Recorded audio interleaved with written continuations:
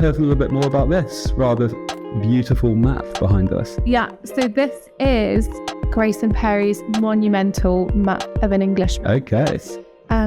This was produced in 2004, so the year after he won the Turner Prize. Mm-hmm. And he really broke ground there because, as you say, he's a ceramicist, and it was the first time that any ceramicist had ever won the Turner Prize.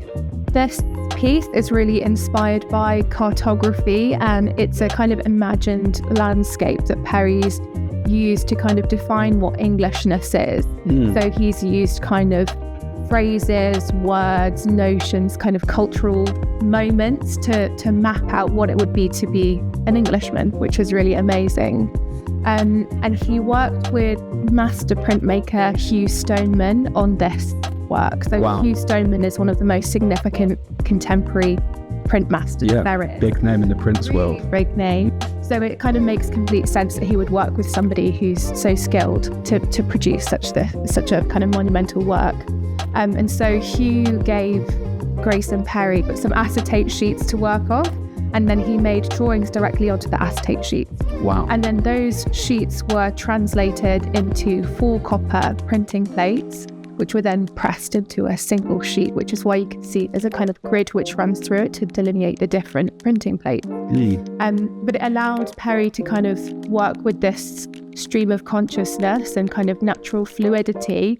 And it said that he started with the upper left panel and then moved down to the right. And whilst there's kind of levity throughout it, you see there's a little bit more of the kind of darker thoughts in this lower corner of fate and evil and fascism, and those kind of things tend to crop up over there.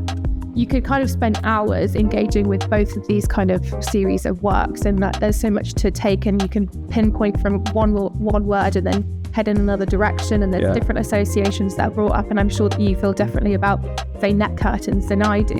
So it's quite interesting work to kind of sit and look at for a couple of hours, and I think that that's really been recognised, especially for this work. It's been kind of considered a seminal piece for him. This particular edition is produced as 50 works, and they're each signed and numbered on the back. But these works are held in some really big institutions. So the British Museum has a copy, the Museum of Modern Art has a copy. There's also a copy held in the government art collection. So that kind of really cements this work as being a tangible piece of British art history and a super important work. If you'd like to find out more about these wonderful Grayson Perry works, or indeed any of the other lots in Elizabeth's Prints and Multiples auction, then don't hesitate to contact us.